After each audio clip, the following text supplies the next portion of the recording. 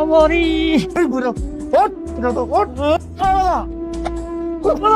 আমা মুরব্বী মানুষ মাফ করে দেন। এই জায়গায় কোনো জুয়ন বুড়ো নাই, তুই করলে ঠিকভাবে কাম করতে হবে, বুঝছস? কত কাম করবি? না না, আল্লাহ আল্লাহ, বাবা একটা দেহে রক্ত বেরোতেছে। চলো ডাক্তারের কাছে লয়ে যাই, তাড়াতাড়ি চলো। লাগবে না, ঠিক আছে।